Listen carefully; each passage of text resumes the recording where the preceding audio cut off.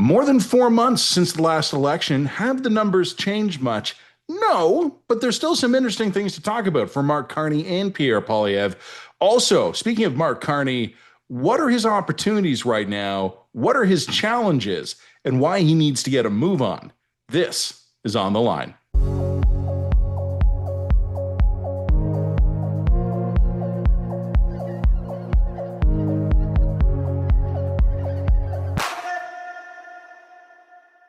This episode of On the Line is brought to you by Universities Canada.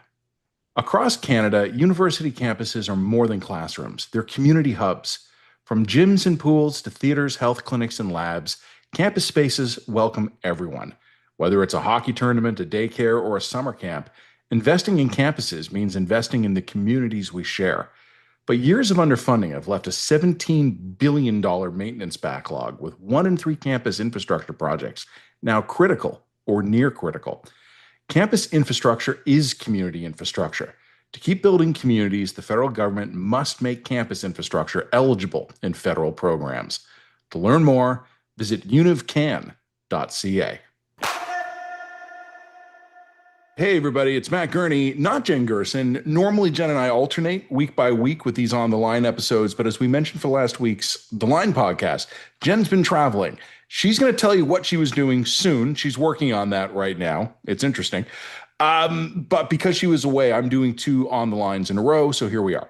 My first guest this week, 2 great guests for my second episode in a row. PJ Fournier, 338 Canada. That's 338canada.com for his main website and 338canada.ca for his newsletter. He's going to walk us through everything that's happened in the polls since the election through the summer up to now.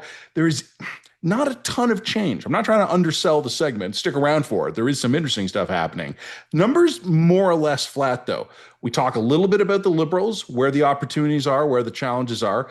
We talk a little bit about Pierre Poilievre, Conservative leader. Interesting numbers for his party.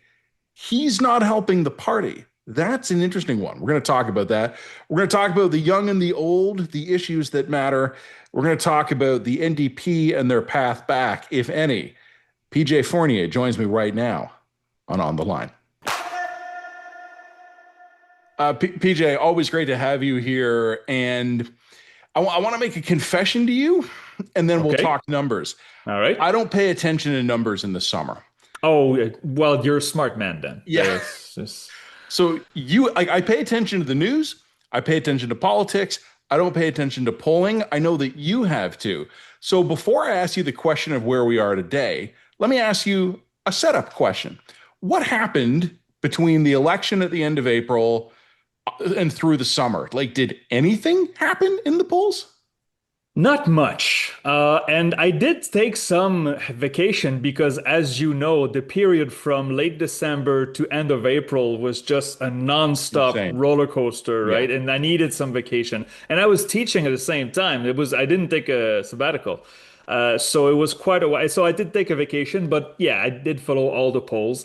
The Liberals went on a sort of a honeymoon that's been, I think, overblown because the numbers were good, but not crazy good. Yeah. And now we see Parliament's back, as you said, this week. And the numbers that we did have last week, and again this morning, I'm just looking at fresh numbers from Research Co., show that it's pretty much status quo from the election. Except for Mr. Poilievre, whose numbers, his party is doing fine. His numbers are not that good. But aside from that, we are entering a phase where Canadian voters are paying attention. They are still open to Mark Carney's propositions, but there's a feeling that he better deliver results soon or this could flip. This would be my reading of the numbers right now. So that's a really interesting way of putting it, right? Because me not paying attention kind of concluded the same thing. Like, I'd get your newsletter. No, like, look, I'd get your newsletter in my inbox, and I'd look at it quickly, or I'd see a news story. But yeah, I took half the summer off, and I wasn't really paying attention. And everything I looked at showed me that the Liberals and the Conservatives were basically within a point of where they were on election night. So when we come back now, this might be a really boring, anticlimactic answer. Has anything changed now, or are we still right where we are? Oh, it's way too early because again, anything before Labor Day doesn't really count as much unless we're in a writ, right? Like in Yeah. 2021, the election was started. I think it was on August 15th, and even then, most people weren't paying attention early on. And so we have to look at the numbers post Labor Day. We have some divergences in the polls, but trust the average. We have Léger that gives the Liberals a 9 point lead, but when you break down the Léger, you see, yeah, is there really a 10 point gap in Alberta? Probably not. But the other numbers were all well within reason. Then you have the Angus Reid Institute that has the Conservatives ahead, but atrocious numbers for Mr. Poilievre himself. His personal numbers and the numbers of the party completely divergent. And so we have to be careful not to cherry pick. And considering that, yes, Parliament is back this week, there's been a ton of polls, and the average shows maybe a 4 point lead for the Liberals on average. If there was an election today, the Liberals would probably win again, but it's close, yes. One of the interesting things talking about Pierre Poilievre's numbers, or even any of the numbers, you've been doing this for a while. I've been doing this for a while. The polls are weird. And I don't mean they're weird like they're unpredictable. I just mean like we just came through an election where a 10-year-old liberal government survived because old people voted it, and while the young went to the conservatives. And I look at that and I'm like, I don't know what the hell to make of that. Like, that's like, it just makes me want to retire. Like, I've seen enough. I'm done. Looking at some of these numbers now, what does a 4 point liberal lead mean when there's no NDP? What does a conservatives being over 40 mean when everybody hates the leader? Like, I don't know what the hell to make of any of this stuff anymore. If I may, I'll just issue a little small, modest correction to what you said. Because young voters, if you're talking about younger voters, younger than Yeah. 55, yeah, the conservatives did really well. But the younger cohort from 18 to 34, which was leading Poilievre by 20, 25 points early in the winter when Justin Trudeau was Mm-hmm. still there, that flipped. The Liberals have gained the advantage among younger voters. It's that's that stretch between 35 and Yeah. 55 where the Conservatives did very well. But what this all means, well, I would say that a lot of Canadians want to change. Usually, when a party is in power for a decade and they say, you know what, we'll offer you change, we'll change leaders. Usually, that doesn't work. Like, there's very little precedent for it to work. And now it worked for the federal Liberals. But it doesn't mean it's going to last. I mean, it worked for Kathleen Wynne when she did take over for Monsieur Mm-hmm. McGuinty. She won a majority, Yep. but then it didn't go very well for very long. And so that's why I'm saying that when I look at the numbers right now, I see a government on a very short leash. And again, to go back to it, Pierre Poilievre is not helping the Conservatives right now. That's what the numbers say. His base loves him. I know this. But the fact that NDP voters were so spooked by Pierre Poilievre that they all went to Mark Carney, a moderate centrist, maybe progressive conservative premier, and they're not going back right now in the polls, Yeah. tells you how much they really did not want Pierre Poilievre to become prime minister. I remember this was a year ago or more. A conservative friend of mine I was talking to, I was telling him, you got to fix your woman problem because women hate your boss. And Yeah. he said to me, I know women hate my boss. He says, like, I stare at these numbers all the time. I know that. He says to me, but why does no one ever talk about Justin Trudeau's man problem? Men hate Yeah. him. Yeah. Like right now, we've got liberal, like this is again, like over a year ago, but my conservative buddies, like the liberals are going to win the ladies. We're going to win the dudes, and we'll see who shows up to vote. Are we seeing now any weird fractures like that? Like when you look at conservative support or liberal support, are any of them kind of weird? Like, is there any like weird, like an unusual? Sorry, I keep saying weird. I need Yeah. better words. Are there any noticeable highs and lows in how these guys are doing, either geographically or demographically? I would say the if you take it the average, yes, women are far more on the side of the liberals, and they're still pushing the ND. They're saving the NDP right now, even though the NDP is in the dumpsters. But that polarization doesn't seem to be as pronounced as it was when it was Justin Trudeau that was there. Monsieur Carney did tighten up the numbers with the dudes, as you so well put it. So yes, there is still a cleavage, a gender split, and generation split, but it's not as contrasted as we saw last winter. What about on issues? Like, like last time the conservatives were all cost of living, Yeah, crime, jobs, immigration. Well, not immigration that much, but and liberals basically were Trump, Trump, yeah. continuity, stability, Trump, Trump. Are we seeing big splits in which parties are winning on issues right now? The conservatives are doing well on the pocketbook issues, and the liberals, well, we had Leger and Abacus Data and Angus Reid Institute, all three in the same week, released numbers that Canadians, for lack of a better term, are sick of hearing about Mr. Trump. And who can blame them, right? And so this issue will not last forever. It worked for the time being. It worked for the election period. And as I said, I think many Canadians are cautiously optimistic. But if by next spring, like we're gonna have a budget, we know it's gonna be a bad one, right? If by next spring, when the other budget comes out, April or May, the economy and the United States relationship with Canada, the trade partnership is still not settled. I have a feeling that this won't fly for many voters. And by the way, it's also that time the NDP will have its new leader. That's going to be a whole new conversation. They could choose a door where the leader is an activist Yeah. very far left and suddenly they're not scary anymore. Or if they choose someone, and I'm not naming names here, we don't know who's going to run for that leadership. But if the NDP has a good leader, the conservatives will pop up some champagne because they need a split vote to win, and didn't happen this year. So Oh, look, man. My conservative friends have said we should have gone out and door knocked for the NDP last election. Like, we should have well, got their vote out. Yeah, it's funny. So Quebec has yeah. how much longer until the statutory election date in Quebec? It's October 5th, 2026. Not that I'm counting.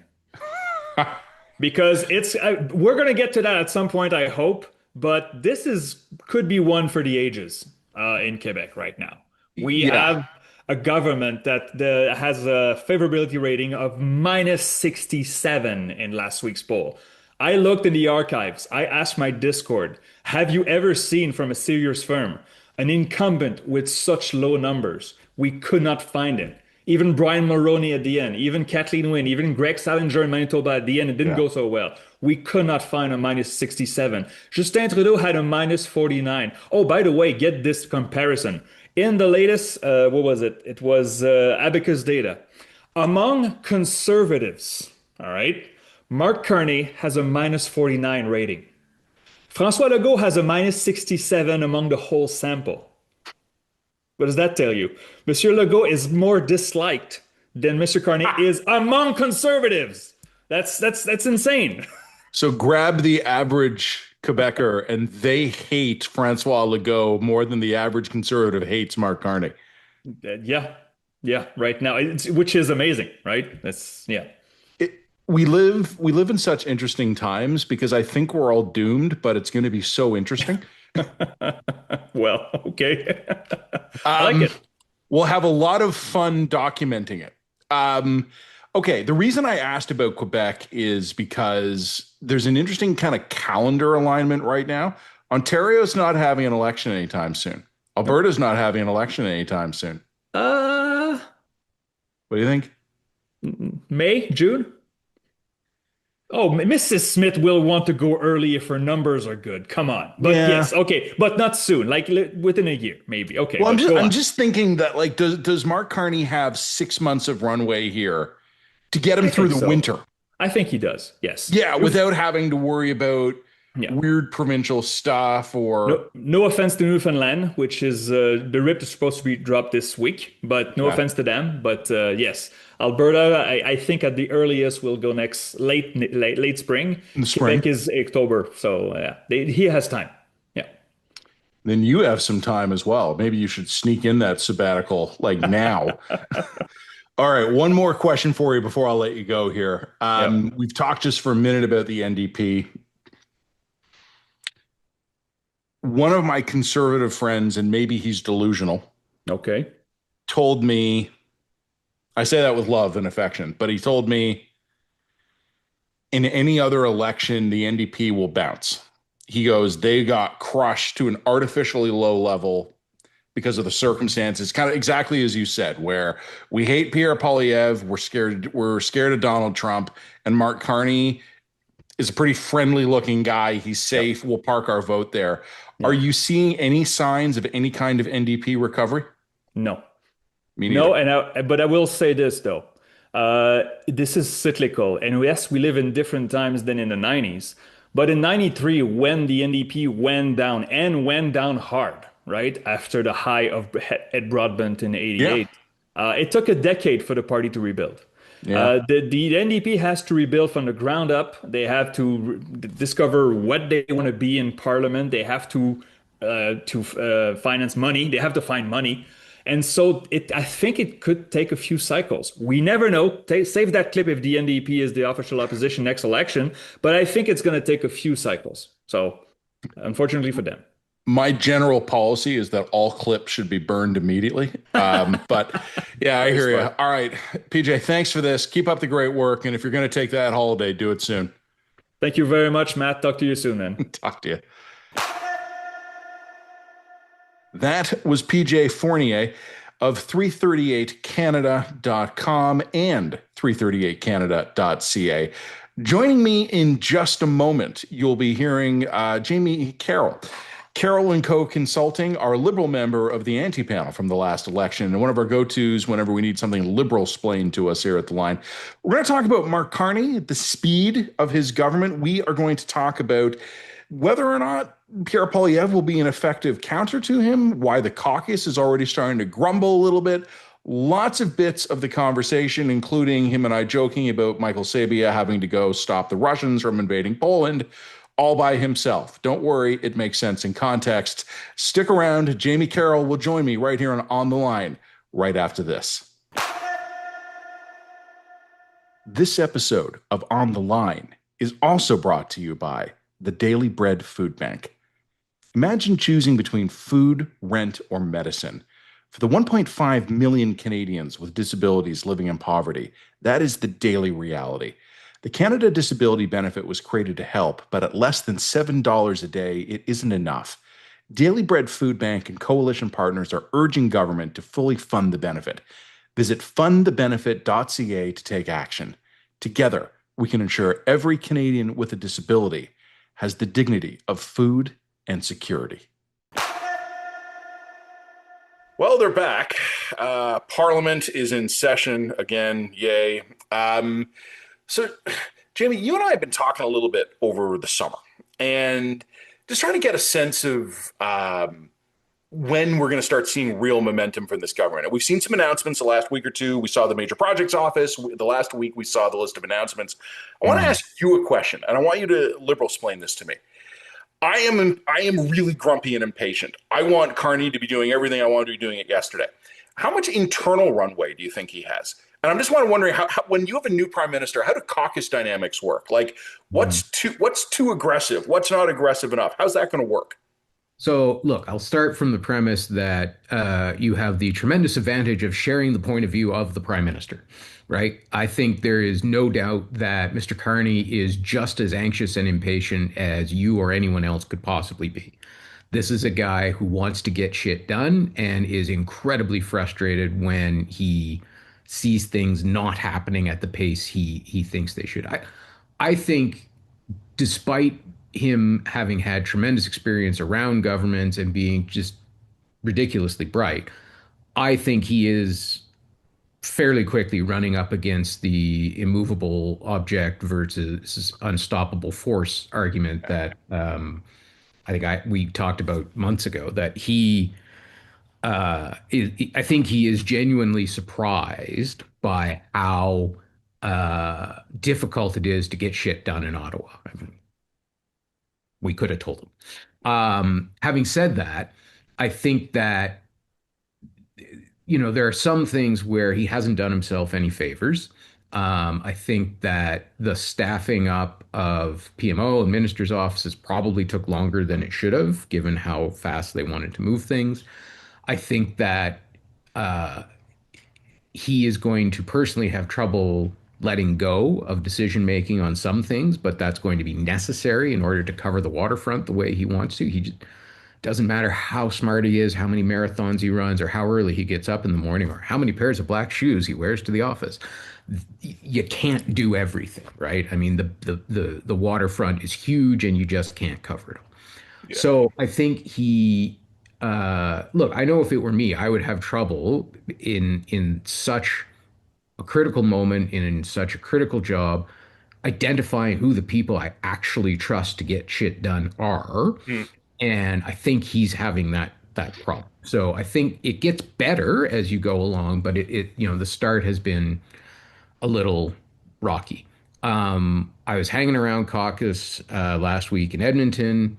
You are starting to hear some of the grumbling that comes from having a large caucus, and particularly, certain regions with large numbers, right? And so, I know there are some Quebec MPs who are frustrated he's not speaking French as much in caucus as they would like. And there are other MPs, including some of the more experienced Francophone MPs, who are saying the guy doesn't sleep.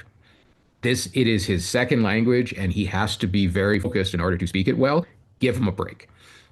How long that lasts, who knows? I mean, liberals love to bitch and complain. It's kind of our raison d'etre. And so he's going to get the grumbling, right? And particularly as we get into the budget, which is without a doubt, hands down, the main event between now and Christmas. Not everyone's Talking going to get what they want. And I think a lot of people are not going to get what they want. And that is going to aggravate the grumbling pretty quickly. So the way that gets communicated, especially to caucus, is going to be critically important. talking about the grumbling, Yeah. you have better sources than I do, which is why I talk to you. But it is coming out. Mhm. And I thought that was interesting because it was real quiet over the summer. Yep. And I think part of that was everybody resting up. Yep. But also, when things started to come back, some of it has trickled out into open view. Like, if you know where to look, you'll see the odd grumbling comment attributed to unnamed liberal, senior liberal source. But in interesting places, there is discontent. Mhm. So if the prime minister is trying to impress me, he's Mhm. going to do ABC, blah, blah, blah. It doesn't matter. What is the list that impresses caucus? Like, how does a prime minister deliver results to them? Because I understand, like, you and I have talked about this before. The prime minister has three constituencies. He's got the people of Canada, liberal voters, liberal caucus. Yeah. They're not always, those three groups are going to agree on some things, Yep. not all of them. So the first issue with that list at the moment, especially, is who's a liberal voter. And the coalition changed radically in the last election because Carney changed the tack of the party. And so you have seen some folks from both the traditional progressive end of the Liberal Party spectrum, but also folks who became Trudeau liberals, but weren't really ever liberals before that, Mhm. showing up and complaining. And that, it's not. Yeah, I'm thinking of a couple of those. Yeah, I mean, I think we know. If you know, you know. And so he's got to be able to, or more importantly, again, his people have got to be able to parse through those complaints and say, okay, when Lloyd Axworthy says it, I kind of have to pay attention because he's had a constituency in the party since Moses wore short pants. When other people say it, maybe I can take it with a bag of salt. So what motivates caucus is what motivates 80% of the Liberal Party members, which is winning.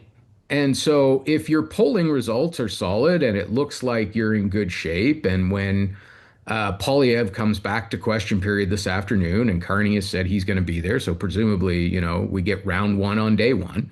How you doing? How do you handle him? How do does everybody get left with warm and fuzzies that continue to show up in the poll? And that's thing one, right? Like the caucus members want to see that sparring. They want to see the boss stand up and defend the party and defend the government and defend the decisions. And they want, some sparks to fly. So do members. But that's not enough to carry it, right? And so again, the main event will be the budget. And do they do a good enough job of selling a budget that is both still carrying large deficits, talking about austerity, and investing in things that uh, governments of all stripes have run away from in this country for the last 30 years, but particularly liberal government. I don't know.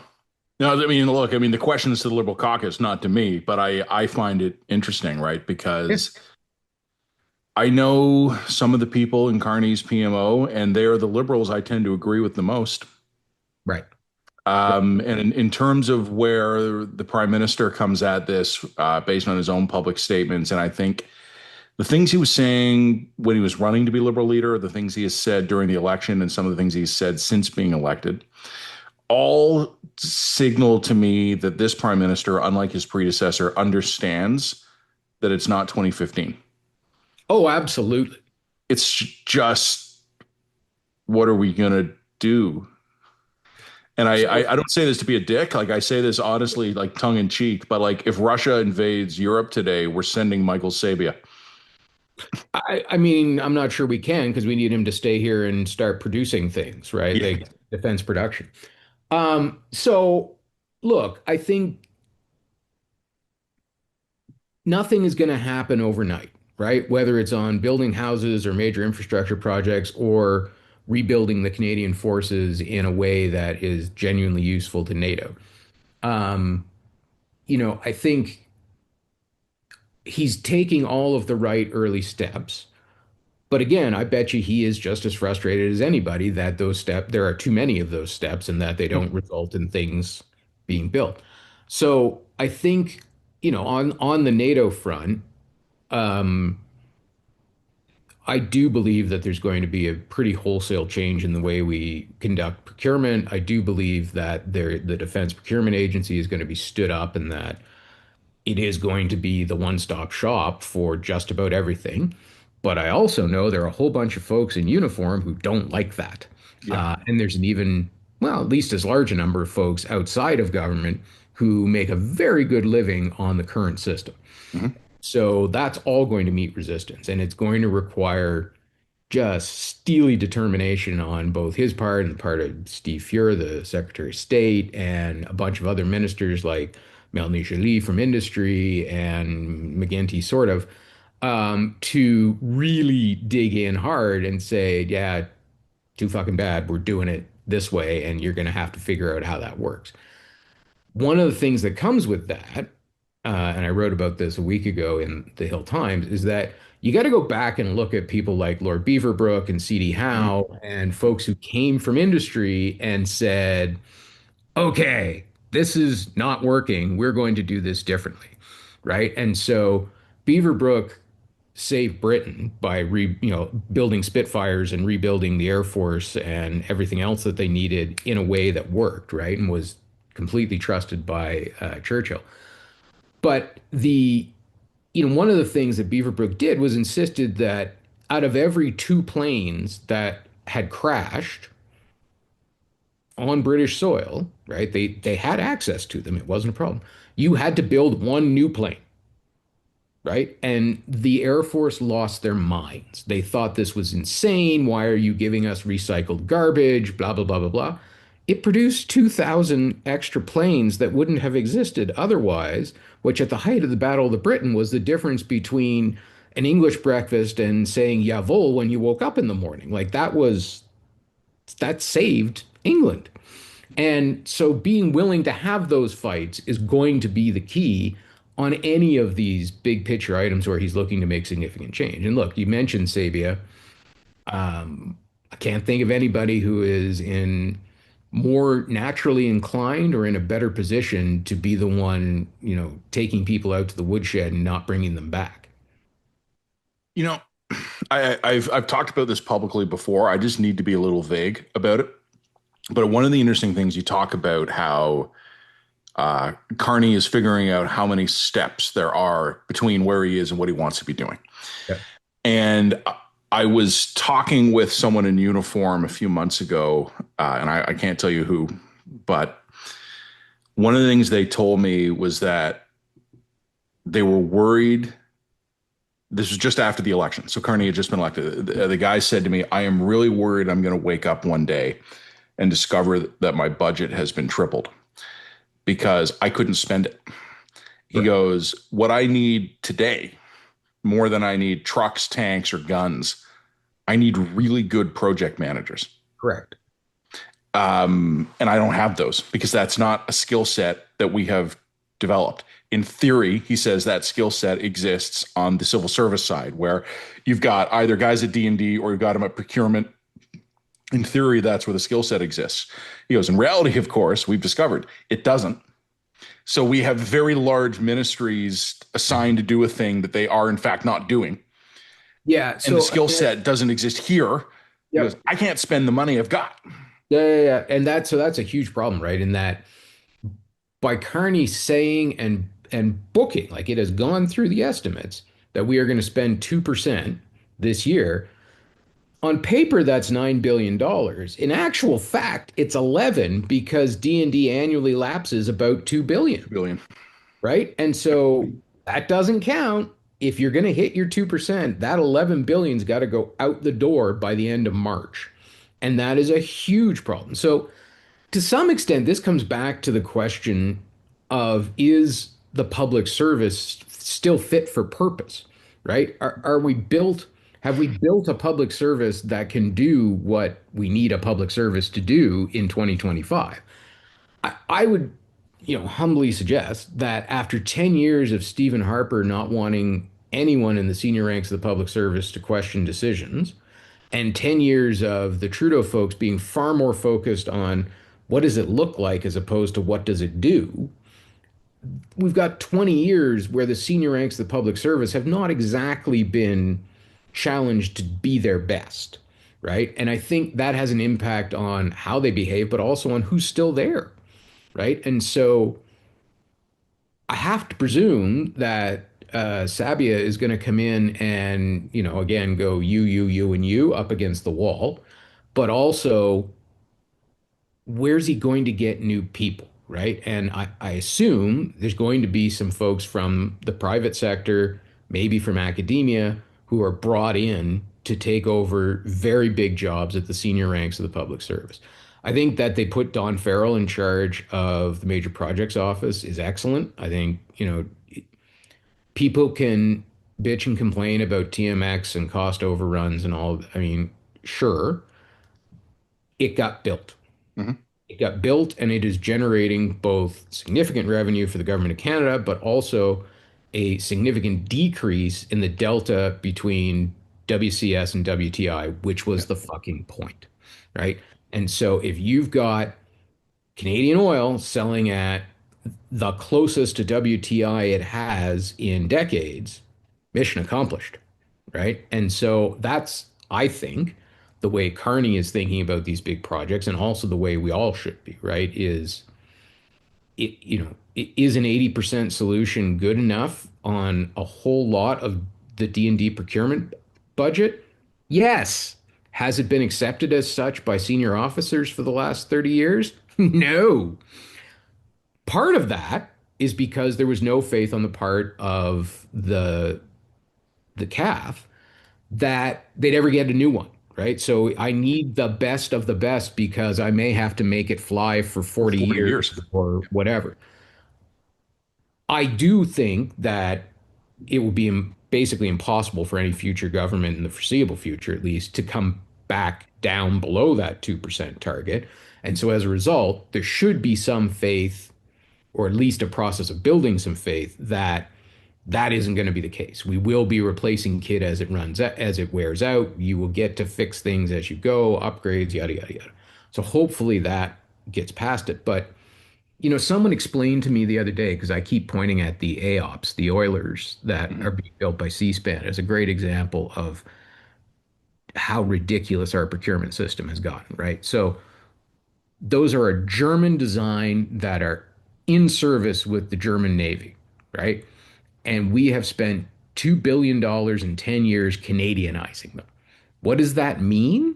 Apparently, one of the biggest things it means is that they were designed so you could only refuel from one side of the boat. We had to make them so you could refuel from both sides of the boat. I hope to God that when there is a defense procurement agency in place that is actually responsible for the whole soup to nuts process, the challenge function becomes one of the most important parts. And somebody sits there and says, how often do we actually refuel two ships at the same time when it's not just a photo op? Like how critical is that capacity? Because if it's going to cost us $2 billion and we've done it twice in 10 years, maybe we don't need to do this. So all of these things are happening, but I think the question back to what makes caucus happy and what makes voters happy is how much evidence of this can you produce? We've got a budget now, presumably another budget in March. By the end of June, what have you got that you can put in the window and say, here's what we've been doing? So I want to talk with you about Parliament, but I want to ask you a question first because I think it'll lead into the Parliament thing.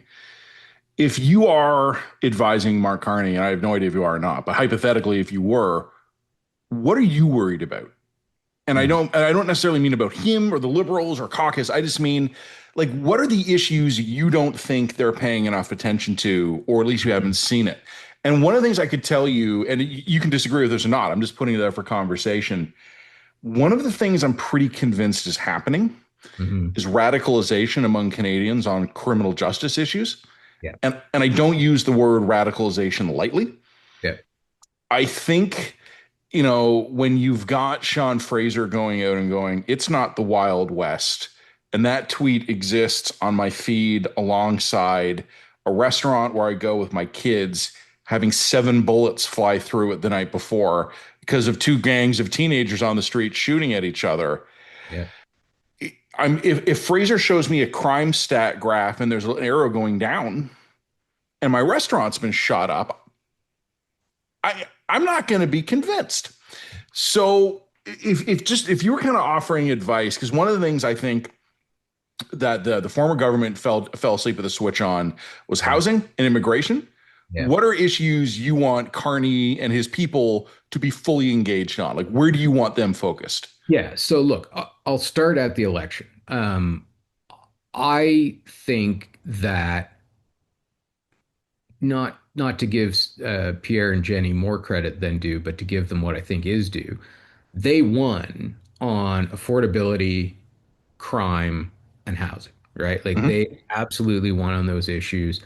And their winning on those issues are the reason that the Liberals don't have a majority. And it came out of 905 seats, right? I mean, I don't think any of that is debatable.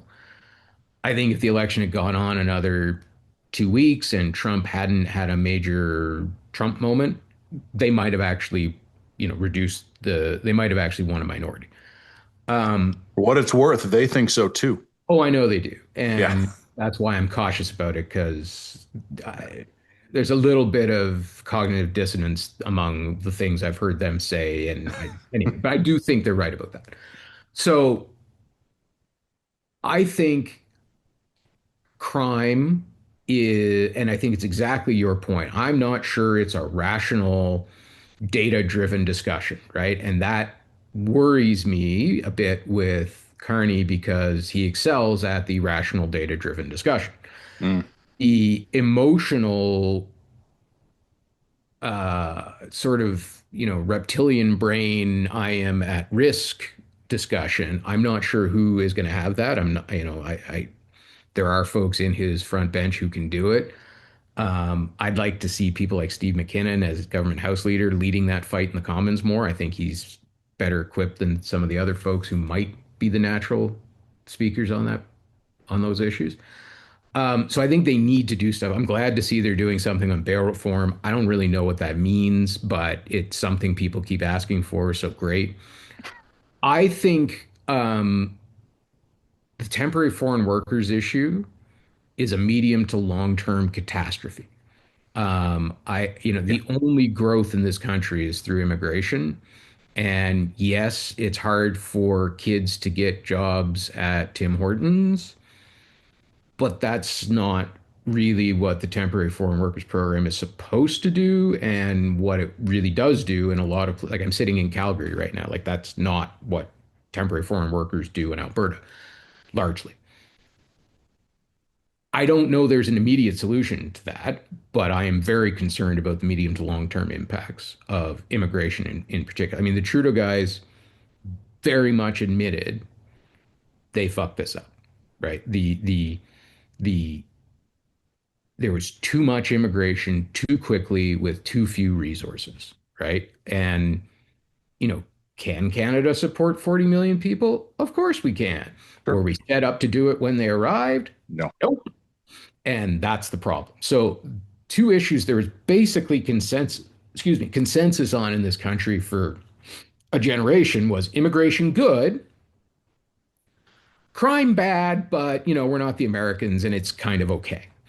Um, those are both dead as Gone. consensus, right? Yeah. And so that worries me. Those need to come back. But the other one that I really worry that is going to occupy a lot of bandwidth in the next couple of years, and I'm not sure that my party is ready for it, is national identity and separatism in different parts of the country. Right? I think Yeah. God love Pablo. He's got a fighting chance, but there's an excellent chance that the PQ form the next government in Quebec. This is not going to be a sort of gentleman's debating league version of the PQ. If they form a government, they are coming for Canada's throat and they're coming quickly. The separatist movement here in Alberta, I don't think there's much of a chance that they win a referendum, but it is a genuine aggravation. There are issues. I mean, if I have to explain how equalization works one more time while I'm here, I'm going to get the shit beat out of myself. Like, it's just painful. But there are grievances, there are concerns. I think Carney going to Edmonton with caucus, meeting with Danielle Smith, there's a lot of folks, particularly on the left of the party, who think this is a waste of time. I thought you were about climate change. Why are we doing this? Yada, yada, yada. I get why he's doing it, right? Me I too. think that you can't fight an international trade war if you're busy worrying about your flank at home, right? So keep as many people in the tent as you can, appease legitimate concerns, hope that you can develop enough allies to deal with some of the bullshit and nonsense. Then you can worry about the rest of the world, which is getting more worrying all the time. You and I, I'll ask you about Parliament in a minute, like I said, but you and I were talking last week because we wanted to record this, but we both had some scheduling issues. We had to punch it to this week. Yeah. And the reason I bring that up, it's a weird breaking of the fourth wall, but I think the viewers and the listeners should know that between when you and I planned to record this and when we actually got around to it, there have been like 2 or 3 tectonic global news stories. Yep. And World history moments. yeah. And you and I are getting back into the rhythm after summer. We're putting the golf clubs away and we have to reschedule a podcast. And the next thing you know, we've got a political assassination in the US and a Russian military incursion in Europe. Yep. And I'm like, oh, and there's something else I'm forgetting. I think it maybe was aliens or something, but like there's a lot going on. There really is. And before I ask you about Parliament, you talk about like your flank at home, your domestic security flank. One of the things I've been worried about for a while is that Canada is a pretty divided place, partially designed that way, partially exacerbated by facts. There is so much money sloshing around in America that someone could oopsies forget money that could go into a Bitcoin account that could fundraise one hell of a disinfo op in this country. Correct. And we've spent 15 fucking years arguing about whether or not we should have a lobbyist registry or like a foreign lobbyist registry here. We are sitting ducks for that kind of a thing. Yep. And you talk about like Alberta separatism and Quebec separatism. One of the reasons, and I'm glad you brought it up because I've been almost reluctant to say it, but you said it. So YOLO, let's go. If there is going to be another Quebec sovereignty referendum, Mm.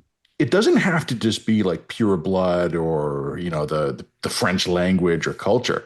It could be basic state competency. Like the PQ can go out and just go, are these Fed guys getting anything done for you? Are they worth having around, or do you want us to do it for you? And I don't like Quebec would Yep. have their own problems on the state Yep. capacity front as a province, but that's going to be part of the fight Carney ends up waging. So 100%. And I think to your point about a fragmented country that is in some ways designed to be that way.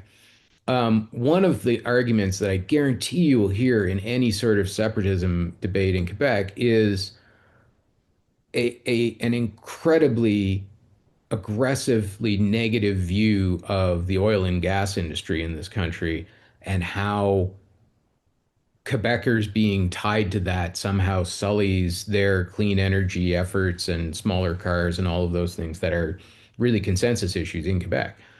Um, I, I think that having an ability to challenge that is going to be critical, and that's going to be hard if you're building pipelines and the federal government is building pipelines and all that sort of thing, right? So understanding how those things are going to come together, I think is really, really important. And, again, I do think that Carney has got a number of the right people around him for that analytical academic process. The emotive process of defending Canada and defending the imperfect union is going to be difficult, right? I think that that's going to really be a challenge. So, one of the things I think that Pierre is going to have a huge challenge with is his riding is ground zero for, Alberta republicanism. Mhm. What is he going to have to say to keep the locals appeased that is going to come back and bite him in the ass on the national stage? Right. I mean, I think we could do a whole separate discussion about was that a good idea for him to go out there? What's the message to the rest of the country? What's the message to Ontario conservatives? What's like all of that shit? But that specific issue of how does he, as the local MP, have a conversation about separatism that doesn't cause him exponentially more grief in national politics? I don't know what the answer to that is, and I think it's going to bite him in the ass at some point. But yeah, I They mean, didn't there's a they lot didn't going on. ask for my advice, but if they had run back to the deepest, darkest heart of conservatism in rural Alberta would not have been it. Nope, nope, nope. Um, It but just like I said, they didn't it ask. screams. Well, me either, but it screams. I'm terrified of anywhere else. I have to go to the safest seat. It screams. I'm picking a side. There was some concern I wasn't Reform Party enough, but now don't worry, I am. And I just don't know how people like Doug Ford's, I mean, I understand that, Dougie's no friend of Pierre, but presumably the fact that the most seats still exist in Ontario, you have some concern about getting conservatives in Ontario to vote for you. And I just don't know what that is going to look like. Let's talk for a couple minutes here. As I'll let you go eventually, I promise. We do not exist in this podcast solely now. Parliament, Yeah. Conservatives, NDP, the Bloc. How do you think Sorry, this is all who? shaping up? The ND who? Yeah.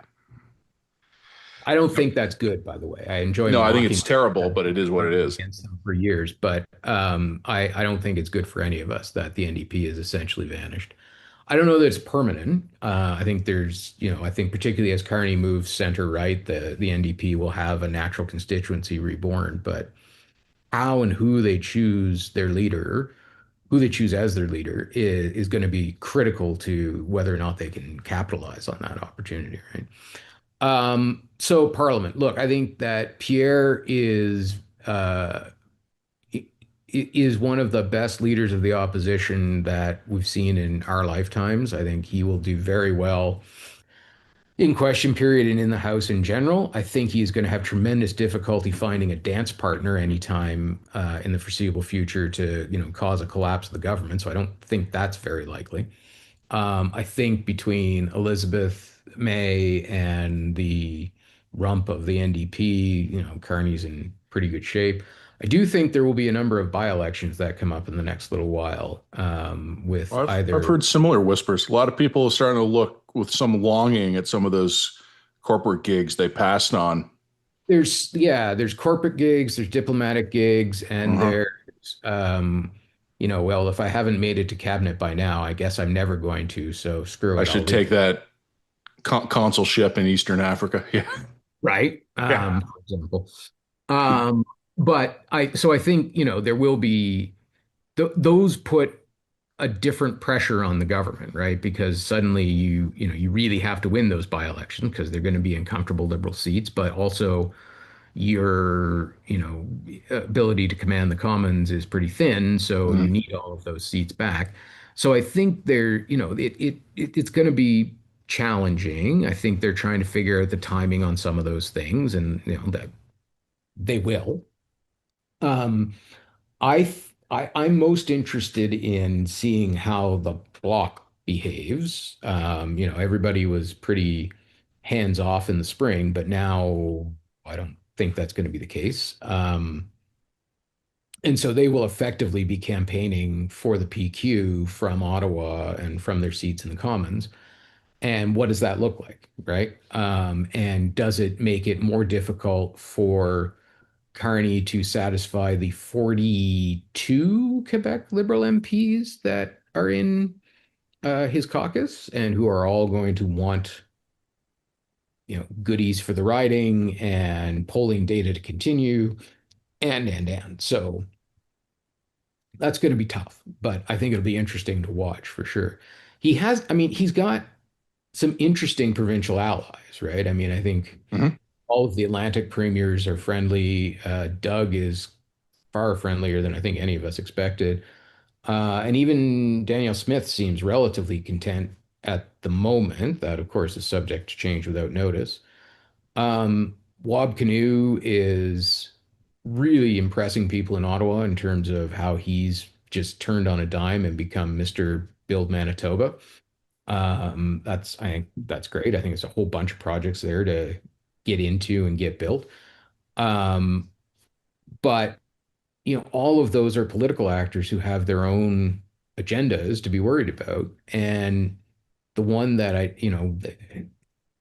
is, I think, the shakiest, maybe, is the AFN, right? I think First Nations have incredibly diverse points of view about Yeah. any number of these topics. There are specific issues that there's a transition from how the Trudeau government approached issues like reconciliation to the way the Carney guys are going to that isn't going to be universally popular.